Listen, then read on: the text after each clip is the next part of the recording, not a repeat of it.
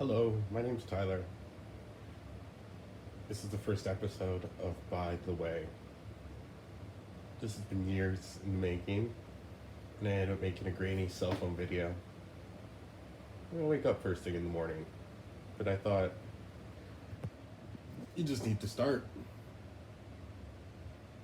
I am bisexual, but I feel that my sexuality has opened plenty of doors to, I think, a lot of issues that plenty of men struggle with. The first being masculinity and shame tied around things that are deemed non-masculine.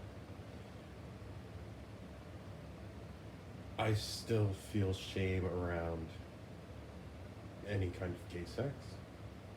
It's still joked upon in popular masculine communities. I played basketball most of my life, and I'm still very good. I'm the best shooter outside of the NBA, swear to God. But in these communities, they're very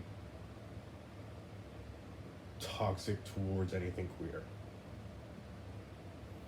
As someone bisexual, you don't necessarily have to lie, but you only ever have to tell half the story to hide your sexual identity. It's affected my relationships with women, particularly. I've been dumped years into the relationship because a female will find out about my sexual past.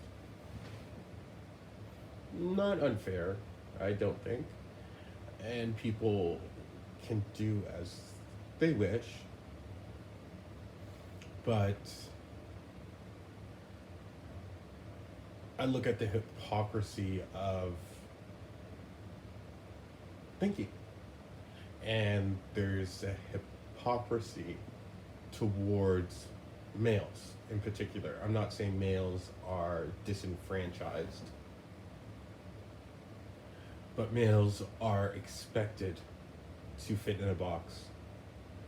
And the shame I still feel, even as someone who's out in the open with who I am sexually, though I don't think that's something people necessarily have to talk about.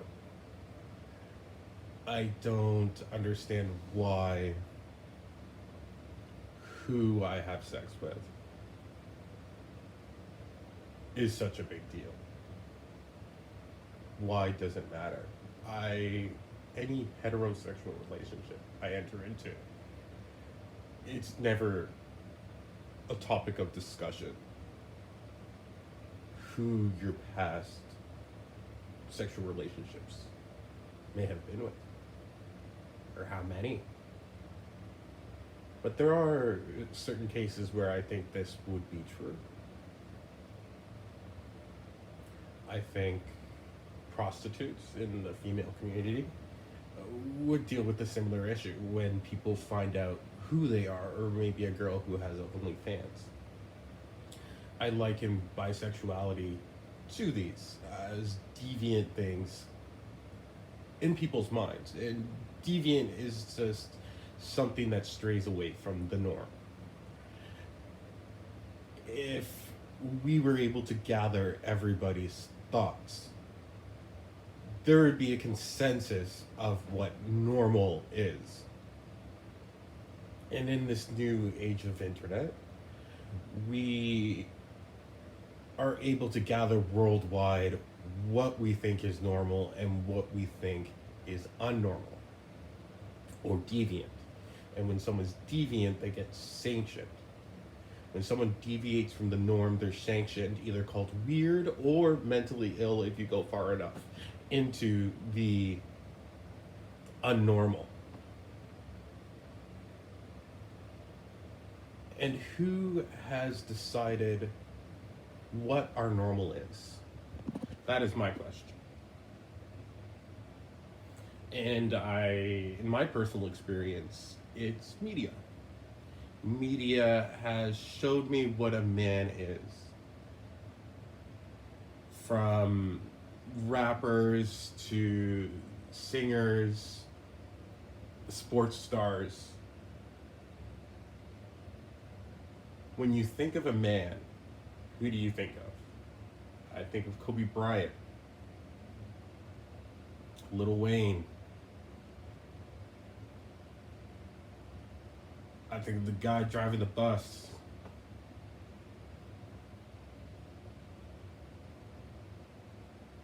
And I think big, strong, and intimidating. And throughout my whole life, I have been big, strong, and fairly intimidating. It's only when people get to know me that they understand that I am different. I have a very interesting background. I'm Indigenous Canadian and Jamaican.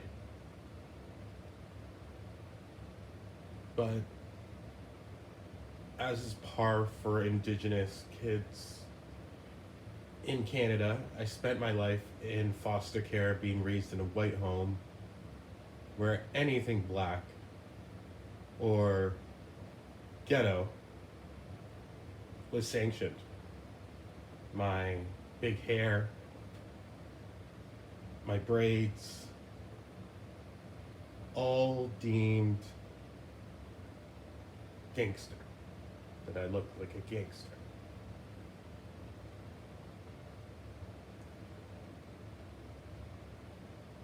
So now when I speak, I don't fit in any communities. I don't fit in, I feel I fit in most with the Indigenous community, but the black community, they still sanction gay, queer.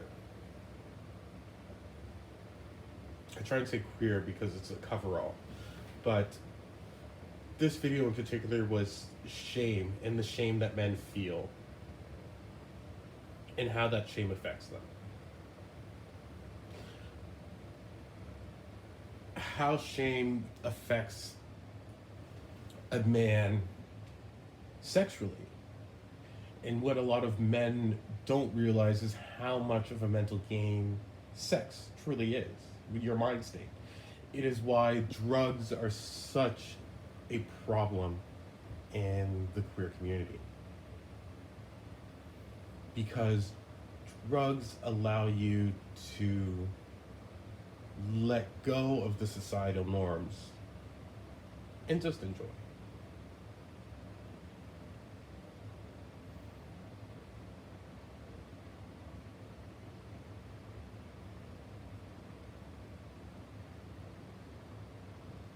Now, men in particular.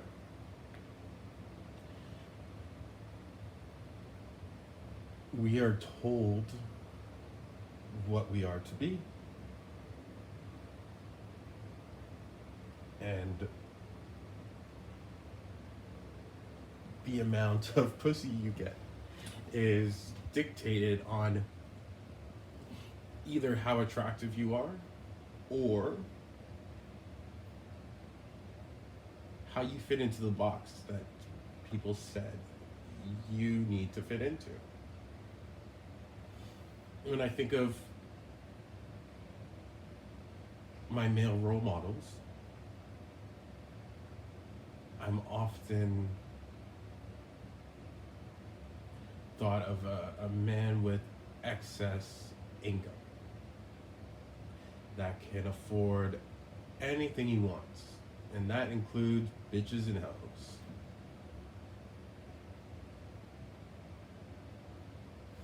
But that's not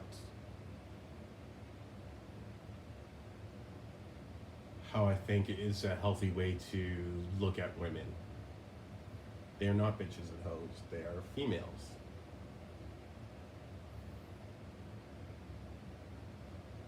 And we understand females have a whole gamut of emotions and feelings and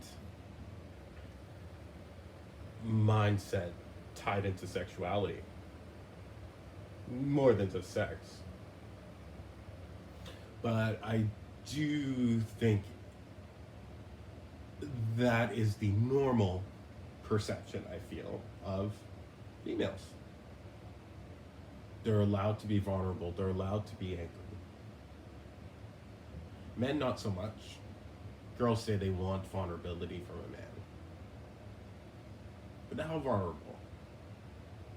Because I've come to realize if vulnerability means talking openly, you put the right background on there, talking openly about the things you've been through, or the things you've experienced, or the experiences you've had with people. Some of it should just stay in the closet.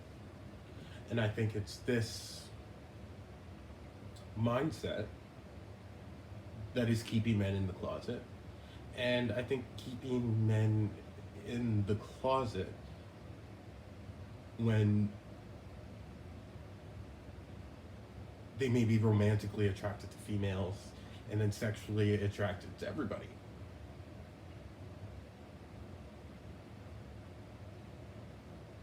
I feel like we disenfranchise men when we do not allow them to be who they are.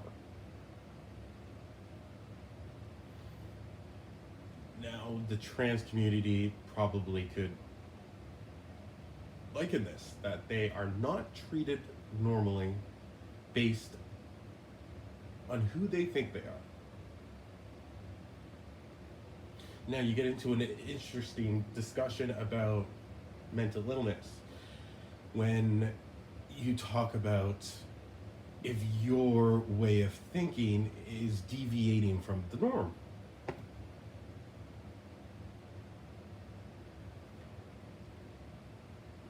Now I think, though, a lot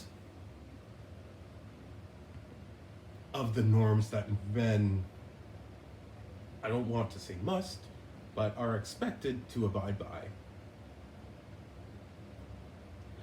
I think I have a sneaking suspicion that it is not how the general public and men feel in general. And I think it's why men have a tough time communicating with other men. I think there is an inherent sexuality, a sexual nature to your friends. I think I'm of the belief of the Freudian mentality where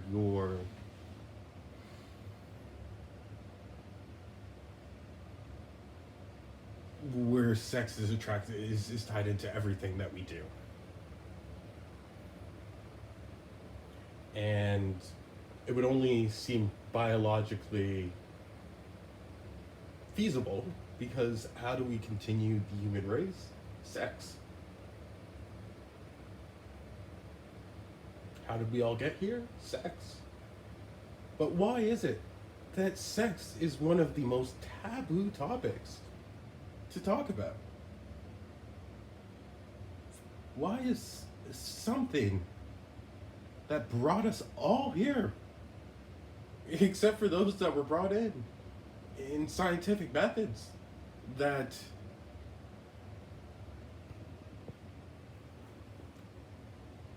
stimulates sex, the hormones that sex would release? I think it's doing us a disservice to talking about sex in a taboo manner. And this means in male communities as well. And this is where I think the shame ties in.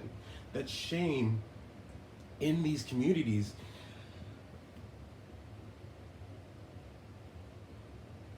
is what causes a lot of the homophobia. Now, I have many friends because I am an athlete. My goal was to make the NBA. I still think at 29 years old that if I was a little bit more athletic, I think I could. Still have the skills.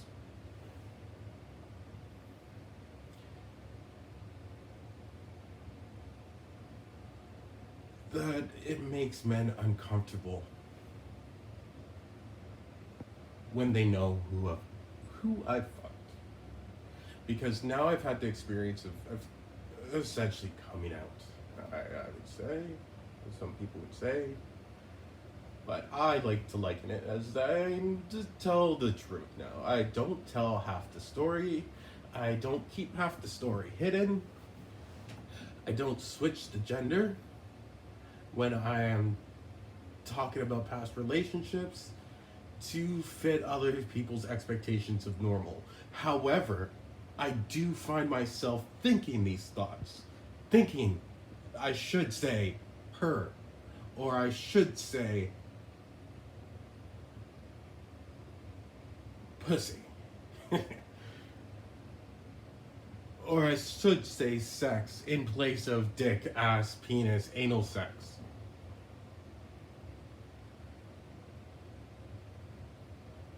And I've been really trying to dive deep into why. Why I feel shame. I think I feel shame because as men, we're taught anything queer, weak, or feminine is bad. You're a sissy. You're a pussy. Faggot. These are all things if you told a child. It's not a good thing. You're a crybaby. These are not good things to be told as a man. But there are things that we all think and do. I think the shame comes down because every man knows when a good-looking man has walked into the room. Every single man. The most homophobic man can sit you in a line and tell you which man is good-looking and which man is ugly. And as kids, they will tell you who is ugly. I'm fortunate. I am fairly attractive. I have very good genetics. I work out all the time. I am a lucky man that can be out with my sexuality and still bank on how I look to get females. But as my hairline starts to fade, my face gets a little bit older, I realize that these things are not forever. That I cannot rely on my looks forever, and some people never have been able to rely on their looks. Some people don't have anything to fall back on. They don't have money, they don't have anything.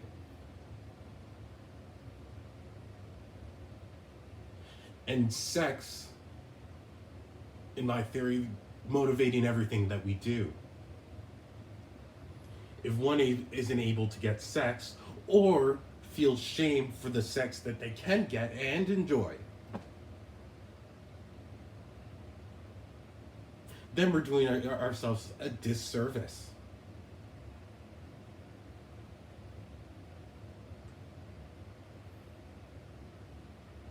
I'm making this podcast because who I am sexually is now out for the world to see. And I am tired of hiding, and I have nothing to lose. Except for female opportunities. But I am finding out that there are females that enjoy the sentiments I'm bringing. There are females that think this is a breath of fresh air. But we oftentimes, I think that's what's blinded by females, is the expectations that they're brought upon, not just sexually. They have to look good. Like the physical objectification of females. No, the mindset that they bring when looking for a partner. I think there's some healing that needs to be done there. That once upon a time we needed, as men, needed to provide. Because women, they weren't allowed to be in the same plane as men financially. They weren't allowed to have the same jobs. They weren't allowed to go to school. Now I think this was in part to disenfranchise women so men could get sex. And again, it goes back to the everything we do is tied to sex. And I think to every great man, there is a sexual story that would bring him down. Behind every great man, there's a sexual scandal to knock him down a few notches. He fucked around on his wife. He was sucking dick in the back parking lot. There was always something.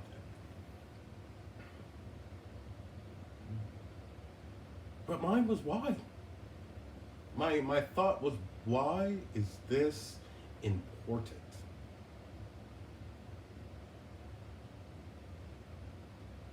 Who shaped what you think is normal?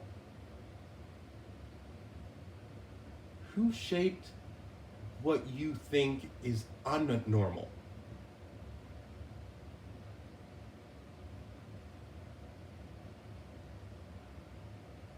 And I think men need to do a deep dive in that question. Because who I fuck dictates your comfort around me. Even if I'm saying, you are my friend. You're my friend.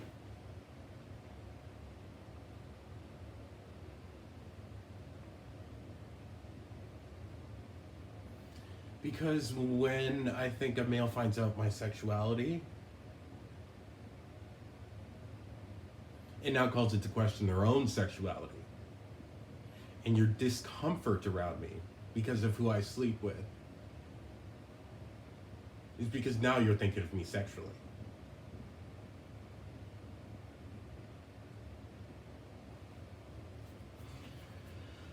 And I have discomfort, and I have no friends.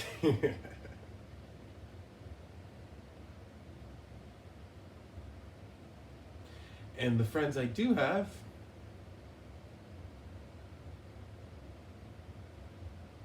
I either have to hide who I sleep with, or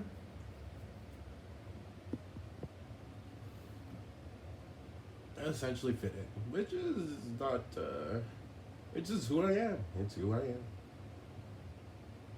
I like females, I like males.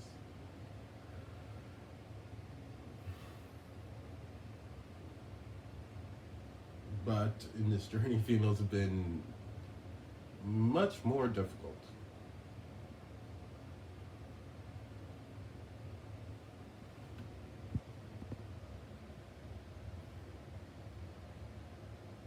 And I feel that men feel the same gamut of emotions that females feel.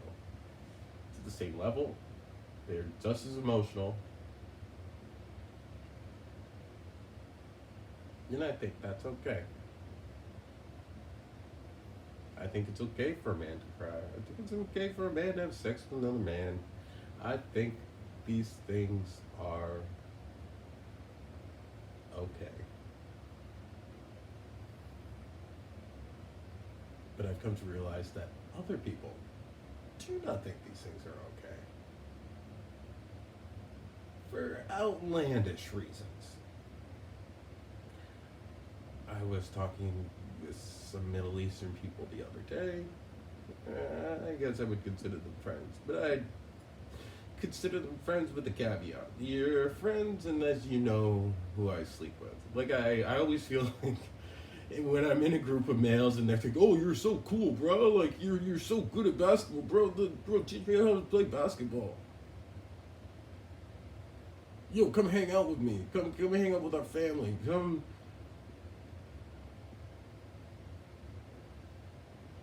And I think to myself in my head, if I told you who I had sex with, this would probably change. You would probably not want to be my friend. And I find myself sitting, especially in groups of males, and understanding why most men are in the closet. And I think there's a great portion of men who are bisexual or feel some sort of sexual attraction, and that they beat themselves up for it. Because even me, who's so open, I still beat myself up for these things. I still find myself needing to hide.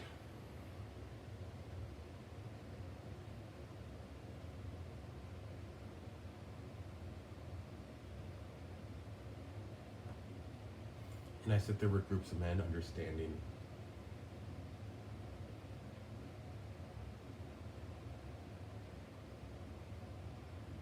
yeah, we're friends, but I have a secret that would probably break our friendship. So I've been trying to be more honest, more open, and straightforward. So I attract the people who like me for me and fuck me for me.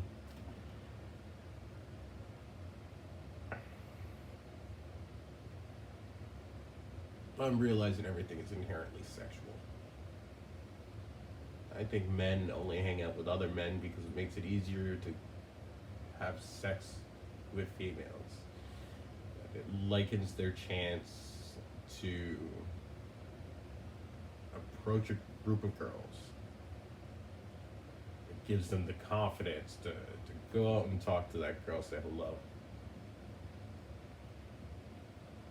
It gives them an opportunity to bring in other groups of females, female friends.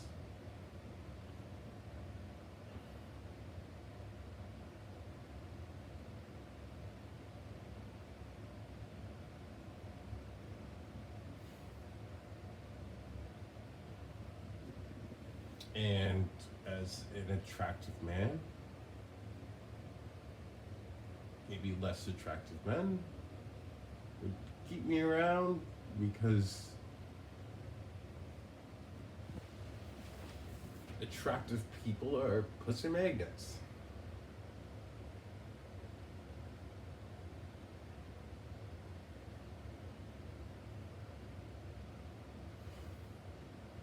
I don't know. I bounce my own thoughts off my own wall. But who are your friends? Why are they your friends? If you're homophobic, what makes you feel that way? And if you're bisexual, why do you keep it? And you're in the closet, why do you keep it in the closet? Is it shame? I think there is so much shame and insecurity in the male community that is going untouched. That men are dealing with violence, beating each other up, killing each other, trying to show how tough they are. I was recently in a shooting, and I realized that my safety I've taken for granted. I'm a big, strong male. And I've been able to survive off that. Never been jumped. People will try and fight me. Because if you saw the 6-foot, big ass black guy, I knew. If there's a line of people, it's like, who do you want to fight? I'm probably going to be one of the last guys. One of the last guys picked. You know, I want to fight that little white kid that looks like he plays video games all day and he's 5'2" and it looks like he looks like a ramen noodle.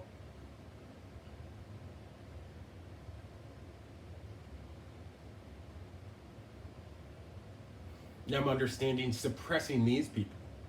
Suppressing people who may be feminine, may not be strong, may not be what we deem as normal as masculine. Causing these kids to rebel, becoming incels, to kill, to bring gun.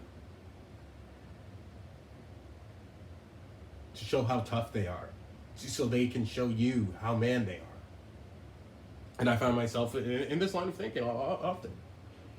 As I'm more open, people are more aggressive to me.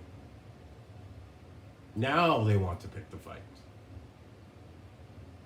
Because they know who I fuck.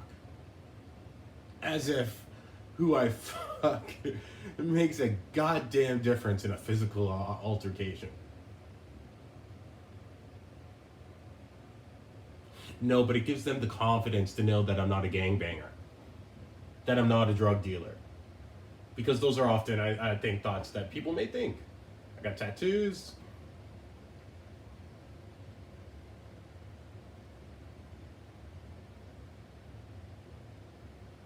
And then I realized the prevalence of gangs and what gangs bring.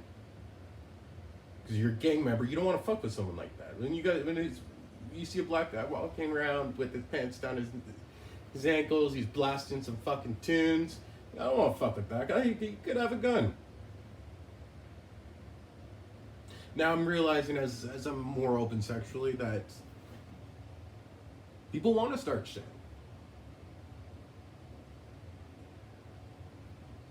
Right now, because I think it's early, it's only females. I don't like gay people. Some lady the other day, this guy thinks he's big and tough. I heard he's gay. And she looked at me, I don't like gay people. I don't like that.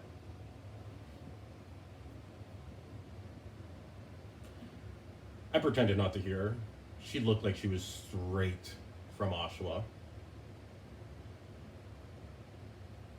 Oshawa is this kind of trailer trash town in Canada. People from Durham region. It's just a place outside of Toronto. They hate on people from Oshawa. They're considered trailer trash.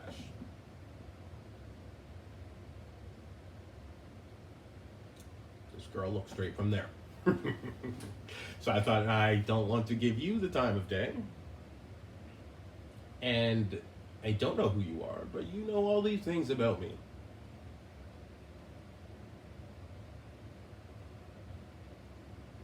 But then I'm realizing, is her hate sexual? Is this big attractive man not noticing me as a sexual object when I may have many times tried to, say hello, give you eyes, try and court me sexually? That is your inherent sexual insecurity leading to your homophobia.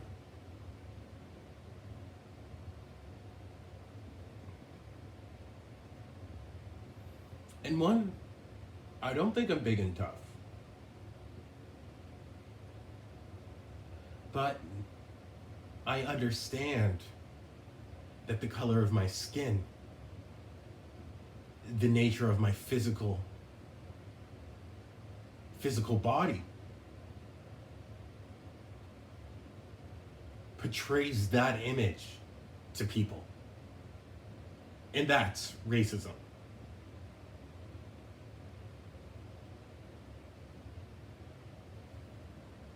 That is the racism people do not understand that they carry. And I feel shame brings about the sexual racism that men display towards each other.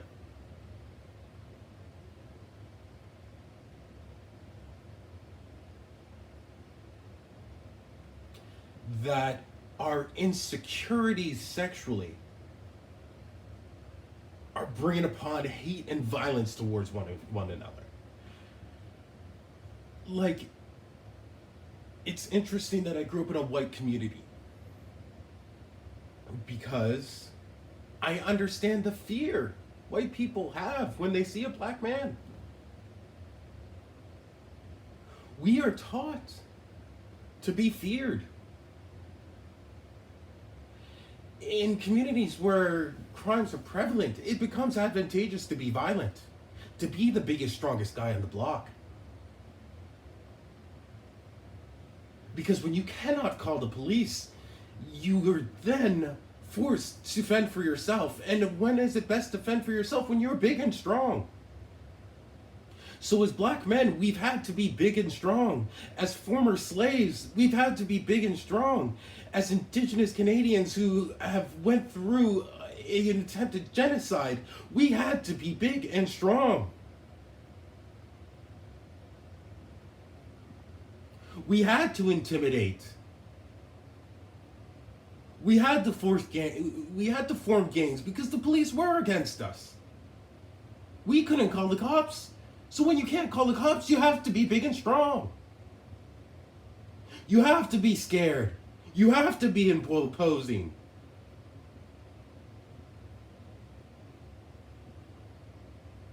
Now I think it's time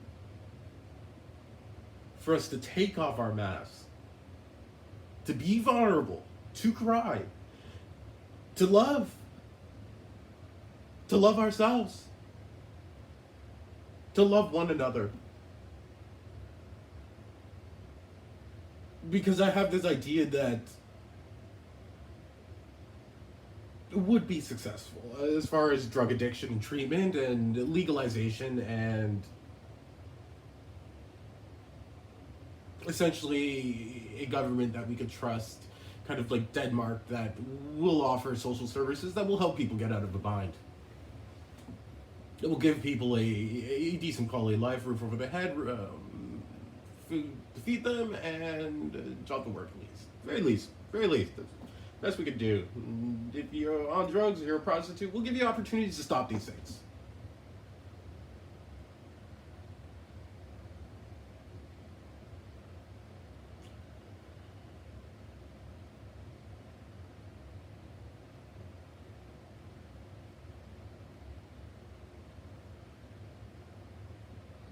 But I'm realizing how many men carry this shame and insecurity.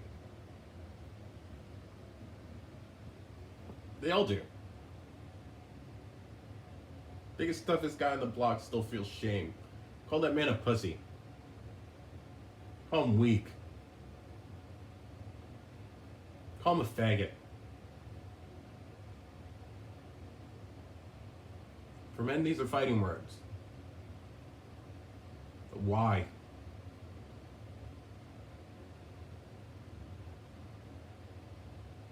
It's because they make men question their sense of self.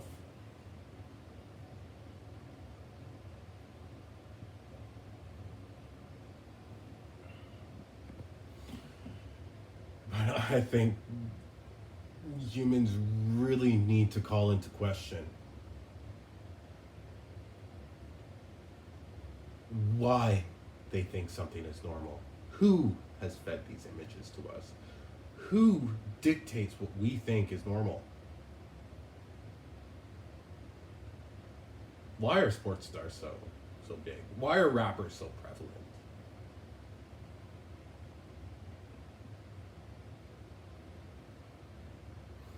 I think corp media is controlling us. It is. It's controlling what we dictate as normal.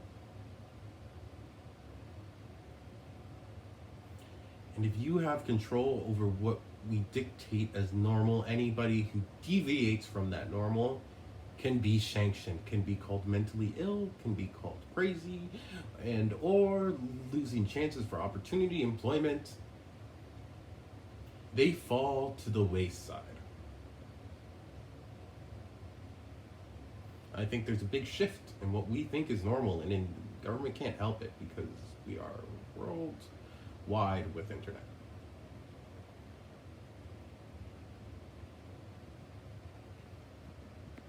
But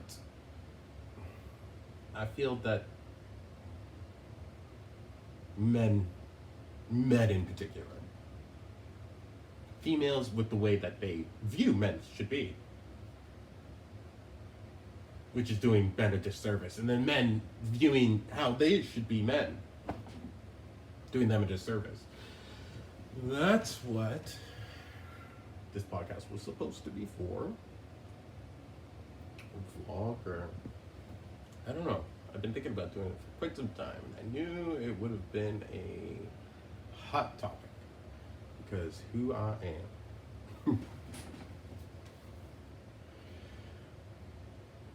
That a man who is perceived as masculine can talk about these things.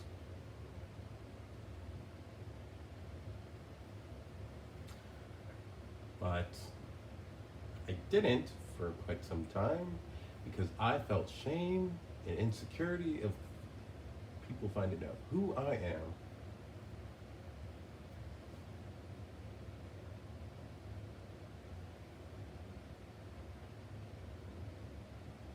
But I feel shame and insecurity is the thing that is probably doing you as a man the biggest detriment in your life. And letting go of the shame and letting go of the insecurity is freedom. That's all I have to say. I gotta go make some coffee, study for the nursing exam. Peace out.